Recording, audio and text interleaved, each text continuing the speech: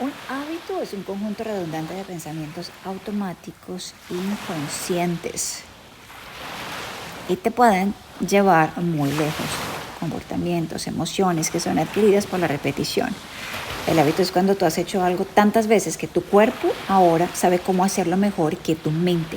Entonces, si piensas en ello, la gente se despierta en la mañana, empiezan a pensar en sus problemas. Esos problemas son circuitos de recuerdos en el cerebro. Cada uno de esos están conectados a personas, cosas y ciertos momentos.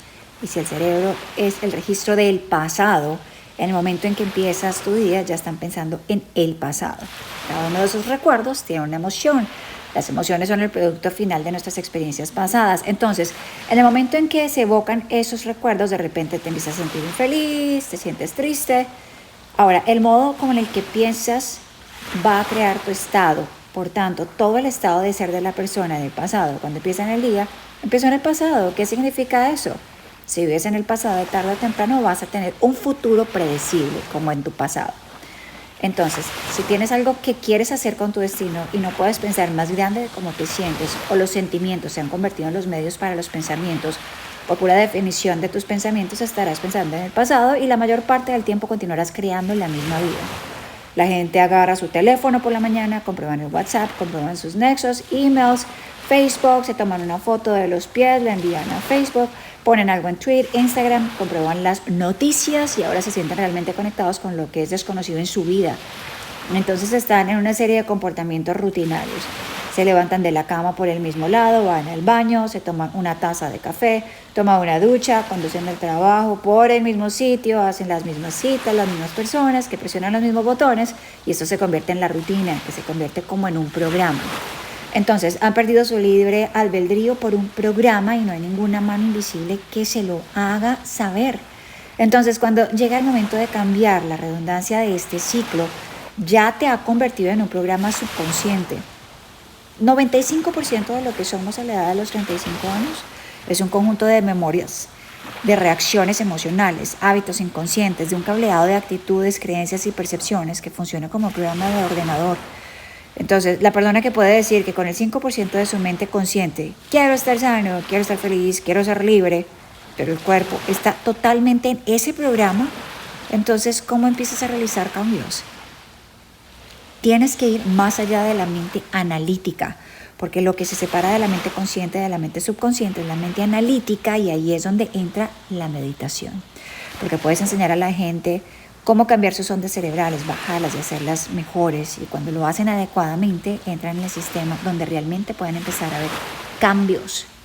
La mayoría de la gente entonces espera una crisis, un trauma, un diagnóstico, ya sabes, esperan una pérdida, alguna tragedia para hacer desistir del cambio. Y mi mensaje es: ¿por qué esperar? ¿Por qué tienes que tocar fondo? Puedes aprender en un estado de dicha y yo creo que ahora mismo, que es lo interesante, la gente se está comenzando a despertar.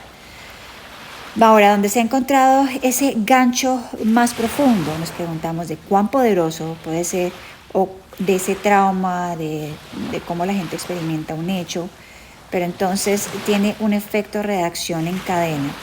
¿Cómo es que la gente se encuentra tan difícil emocionalmente? Ahora, recuerden que cuán más fuerte es la reacción en la vida, la acción, la emoción, más elevado el consciente emocional y más prestarás atención a esa causa.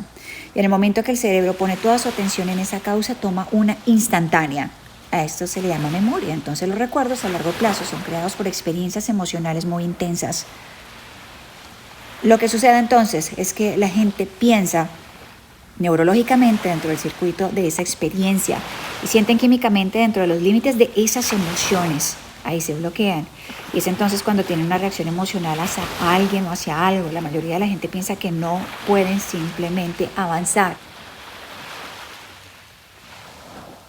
Resulta que si tú permites esa reacción emocional, le llamamos periodo refractario, durar por horas o días, le llamamos estado de ánimo. Y le dices a alguien: hey, ¿qué te pasa? Estoy de mal humor. ¿Qué? ¿Por qué estás de mal humor? Porque me pasó esto hace 5 días y estoy teniendo una larga reacción emocional. Si mantienes esa misma reacción emocional durante semanas o meses o años, se llama temperamento. ¿Por qué él tiene ese temperamento? No sé, vamos a preguntarle: hey, ¿por qué estás amargado? Bueno, me pasó eso hace 9 meses. Y si mantienes esa misma reacción emocional durante años y años, eso se llama un rasgo de personalidad. Entonces, aprender cómo reducir el periodo refractario de tus reacciones emocionales es realmente donde empieza el trabajo. La gente, cuando tiene un evento, lo que hacen es seguir recordando eso, porque las emociones de las hormonas del estrés, las emociones de supervivencia están luchando. Presta atención a lo que pasó, por lo que quieres estar preparado por si alguna vez. Y resulta que la mayoría de la gente pasa el 70% de su vida viviendo en supervivencia y viviendo en estrés. Entonces, siempre están anticipando el peor escenario, basado en una experiencia del pasado. Y literalmente, entre los infinitos potenciales dentro del campo cuántico, están seleccionando el peor resultado posible y estás empezando a abrazarlo emocionalmente con miedo, condicionando a tu cuerpo hacia un estado del miedo y eso llega. Haces esto suficientes veces y el cuerpo tiene un ataque de pánico sin ti. No puedes ni siquiera pararlo porque está programado subconscientemente. Entonces le dices a la persona, ¿por qué eres así? Y te dice, soy así porque me pasó esto hace 15 o 20 años atrás. Y lo que eso significa en términos biológicos es que han sido capaces de cambiar desde ese evento, no lo han sido capaces. Entonces, las emociones de la experiencia tienden a dar al cuerpo y al cerebro una oleada de energía. La gente se convierte adicta a la ola de esas emociones y utilizan sus problemas y circunstancias de su vida para reafirmar esas limitaciones, para que al menos puedan sentir algo. Cuando llega el momento de cambiar, le preguntas a la persona por qué eres así. Cada vez que recuerdas ese evento, produces los mismos químicos en tu cerebro y cuerpo como si el evento estuviera ocurriendo, encendiendo, cableando los mismos circuitos, enviando la misma firma emocional al cuerpo. ¿Qué hay de relevante en eso? Tu cuerpo es tu mente inconsciente. No sabe la diferencia entre la experiencia que está creando la emoción y la emoción que está creando por pensamiento propio. Entonces, el cuerpo cree que está viviendo la misma experiencia 24 horas al día, 7 días a la semana, 365 días al año. Cuando esas emociones influencian ciertos pensamientos y lo hacen. Esos pensamientos crean las mismas emociones, esas mismas emociones influencian los mismos pensamientos, entonces todo el estado de ser de la persona está en el pasado. La parte más difícil sobre el cambio es no tomar la misma lección como hiciste ayer y punto. En el momento en que tú decides tomar una lección diferente, prepárate porque te vas a sentir incómodo, te vas a sentir extraño, va a ser algo incierto. Pero ¿por qué eso te hace tan incómodo? Es las neuronas que se encienden juntas, es como facilitarse esta misma reacción literalmente porque tú has conectado de esas neuronas y se conectan en el cerebro tan rápido que has mostrado secuencias de lo rápido que se conectan en la mente y es difícil de creer, pero ¿es esto lo que hace tan incómodo ese cambio para las personas? Se cree que lo más fuerte es que continuamos encendiendo y conectando esos circuitos y se convierten más en programas. Entonces, tienes un pensamiento y el programa es que esa emoción siga el pensamiento, la que sí tiene un pensamiento de miedo. Al momento, en ese instante, sientes ansiedad, tu cerebro, y estás ansioso, empiezas a tener más pensamientos afines, igual a ver cómo te sientes. La redundancia de ese bucle condiciona al cuerpo a convertirse en la mente. Cuando viene el momento de cambiar, las personas entran en ese río de cambio y toman otra elección y de repente ya no se sienten igual. El cuerpo dice, has estado haciendo esto durante 35 años, has estado amargado. Simplemente vas a dejar de sufrir, vas a dejar de sentirte culpable, vas a dejar de sentir vergüenza. Ya no te vas a quejar o a culpar o poner excusas, sentirse triste. El cuerpo está en lo desconocido. Cuando el cuerpo dice, quiero volver a mi territorio conocido, entonces el cuerpo empieza a influenciar la mente y dice, empieza mañana, déjalo para después, eres igual que tu madre, no vas a cambiar, esto no funcionará contigo, esto no va bien. Si respondes a ese pensamiento como si fuera verdad, el mismo pensamiento te llevará a la misma elección, el cual te llevará al mismo comportamiento que te llevará, adivina a qué, a crear la misma experiencia que produce el mismo resultado. Ahora, vamos a hablar de más detalles de lo que significa cuando el cuerpo se convierte en la mente inconsciente. ¿Qué se quiere decir con esto exactamente?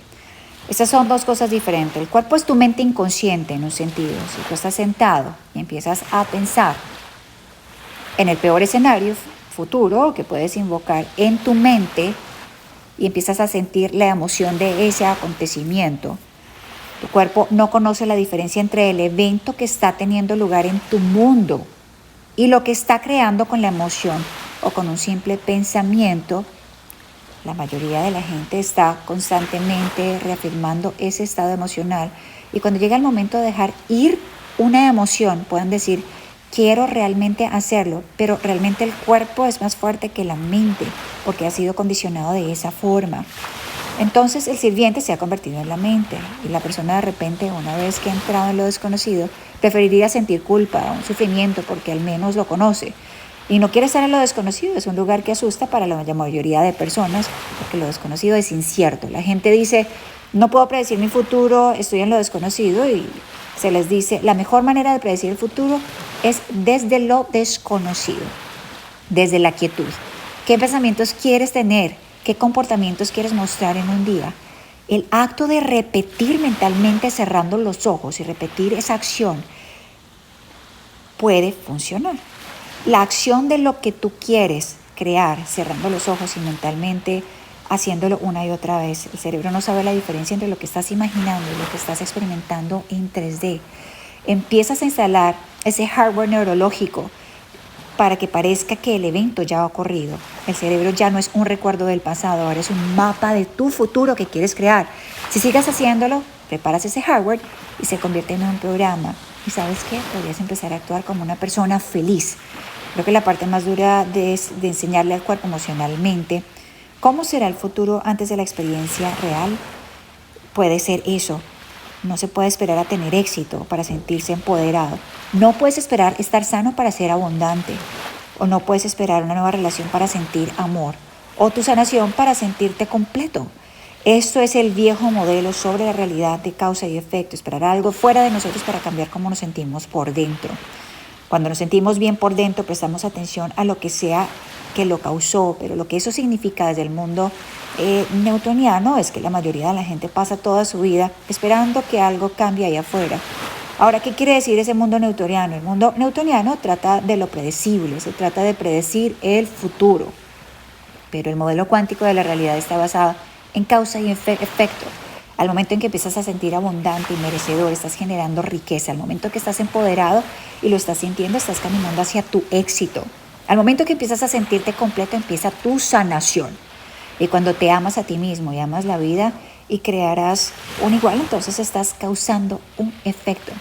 Creemos que esta es la diferencia entre vivir como una víctima en tu mundo diciendo, yo soy así por esta persona o cosa que experimenté. Ellos me hicieron pensar y sentir así.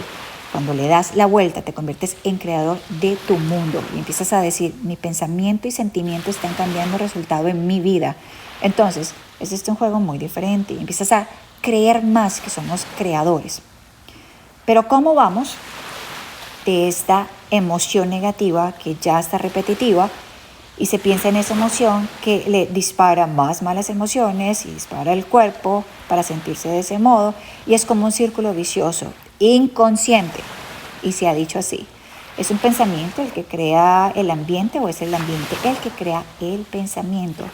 Lo cual se puede también decir de otra manera. ¿Cómo hacemos mecanísticamente para empezar este proceso de visualización de algo que lo empodera a uno, de algo que nos pone en un estado diferente? Podría hablarse entonces de la meditación. Ahora, si tú no estás definido por una visión de tu futuro, estás abandonando las memorias del pasado y serás predecible. Y si te despiertas en la mañana y no estás definido por una visión del futuro, en cuanto veas la misma gente y vayas a los mismos sitios y hagas las mismas cosas a la misma hora, ya no se trata de que tu personalidad va a crear tu realidad personal, sino que se trata de tu realidad personal que va a afectar o a crear tu personalidad. Tu ambiente realmente está controlado como piensas y sientes de manera neuronal, porque cada persona, cada cosa, cada lugar, cada experiencia tiene una red neuronal en tu cerebro. Cada persona que tienes con cada relación, entonces personas, por ejemplo, utilizan a su jefe para reafirmar su adicción al odio, utilizan a su enemigo para reafirmar esa adicción al odio, utilizan a sus amigos para reafirmar su adicción al sufrimiento, necesitan el mundo externo para sentir algo. Pero para cambiar esto, entonces, se necesita ser más grande que tu entorno, ser más grande que las circunstancias de tu mundo. Entonces, ¿por qué la meditación puede ser una herramienta? Nos vamos a sentar y cerrar los ojos, vamos a desconectarnos del ambiente y si estás viendo menos cosas, tienes menos estimulación que va a estar en tu cerebro, si estás escuchando una música suave o llevas menos información sensorial que va a tu cerebro y estás desconectándote de tu entorno. Si puedes sentarte y decirle a tu cuerpo que se quede como quieto, como un animal, quédate aquí ahora, te voy a alimentar cuando acabemos, podrás levantarte y revisar tus emails, podrás escribir todos tus textos, pero ahora mismo vas a sentarte y a obedecerme. Entonces, cuando haces esto de manera y no estás comiendo nada, ni oliendo nada, ni saboreando nada, ni estás de pie experimentando, ni sintiendo nada, estarás de acuerdo en que tú estás definido por un pensamiento, ¿no? Entonces, cuando el cuerpo quiere volver a su pasado emocional, te das cuenta de que tu atención está en esa emoción y donde pones tu atención es donde pones tu energía y creas. Estás desviando tu energía del momento presente al pasado y tomas conciencia de ello y retornas tu cuerpo al momento presente porque te estás diciendo, bueno, son las 8 en punto y normalmente tú estás molesto porque estás en el tráfico a esta hora y ahí estás tú sentado y estamos acostumbrados a sentir rabia, estás fuera de horarios. Oh, son las 11 en punto y habitualmente revisas tus correos y juzgas a todo el mundo. Tu cuerpo está buscando ese estado químico predecible. Cada vez que tomas conciencia de que estás haciendo esto y tu cuerpo está ansiando de esas emociones y tú retomas a tu cuerpo de nuevo al momento presente, le estás diciendo al cuerpo que ya no es la mente, tú eres la mente. Y ahora, tu deseo de ser más grande, y si sigues haciendo esto y una y otra vez, va a funcionar, como si entrenaras un semental o como si entrenaras un perro. Voy a sentarme en el momento en que suceda que el cuerpo ya no es más la mente. Cuando finalmente se rinde hay una liberación de energía. Vamos desde la partícula a la onda, desde la materia a la energía, y nos liberamos de las cadenas de esas emociones que nos mantienen en el pasado conocido. Hemos visto esto miles de veces, de hecho ahora lo podemos predecir con un escáner cerebral. Y esto es tan interesante, pero vamos a ir un poco más allá, a la metacognición, a la noción que nos encanta de la manera como se puede ver desde esta perspectiva. Y si tenemos un enorme lóbulo frontal, que es el 40% de la mente, la mayoría de la gente cuando tiene un pensamiento, creen que esa es la verdad. Y cree que una de las mayores realizaciones en el propio camino es que no porque se tenga un pensamiento necesariamente es verdad. Si piensas de 60 a 70 mil pensamientos en un día y lo hacemos y el 90% de esos pensamientos son los mismos que los del día anterior y crees que tus pensamientos tienen algo que ver con tu vida no va a cambiar mucho porque el mismo pensamiento lleva a la misma experiencia. La misma lección te va a llevar ahí. La misma experiencia produce la misma emoción.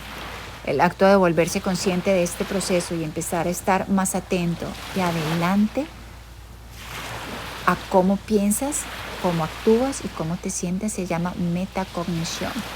Entonces, ¿por qué esto es tan importante? Porque como más consciente estás de estos estados inconscientes de mente y de cuerpo, menos probable es que vayas a ser inconsciente durante el día y de ese pensamiento no se va a escapar de tu atención sin ser revisado. ¿Por qué? Significa conocerte a ti mismo. Y la palabra meditación significa familiarizarse con ello. Te familiarizas con tus pensamientos, con tus comportamientos y las emociones. Estás retirado de ese antiguo yo a medida que enciendes y conectas nuevos pensamientos, condiciones al cuerpo a un nuevo estado emocional. Si haces eso suficientemente veces, empezarás a convertirte en algo familiar para ti, como un jardín. Si plantas un jardín, tendrás que sacar las malas hierbas. Tendrás que tomar las plantas del año pasado y tirarlas. Las piedras que suben a la superficie, que son como bloqueos, que tienen que ser sacadas. El suelo tiene que ser ablandado y toca hacer un sitio para plantar el nuevo jardín. Principalmente aprendemos de nosotros mismos y de los demás cuando estamos incómodos, porque el momento en que te mueves a ese estado de incomodidad, normalmente salta un programa y cuando el programa salta es porque la persona no quiere estar en el momento presente y captarlo inconscientemente. Cuando enseñas a la gente cómo hacer esto como un proceso meditativo, resulta que cuando están en su vida, tienen menos posibilidad de reaccionar emocionalmente. Es menos probable que sean rígidos y crean en los pensamientos que están pensando. Están más atentos a cuando vuelven inconscientes. Es así como empieza el proceso de cambio. Tenemos que desaprender antes de aprender, romper el hábito del antiguo yo antes de reinventar un nuevo yo. Tenemos que podar esas conexiones simpáticas y dejar que broten nuevas conexiones. Tenemos que apagar, desconectar, tenemos que desmemorizar emociones almacenadas y recondicionar al cuerpo una nueva mente, una nueva emoción, que es como desprogramar y reprogramar. Esa es la acción. Es un proceso que nos gusta y que va a crear el mundo que tú quieres para ti.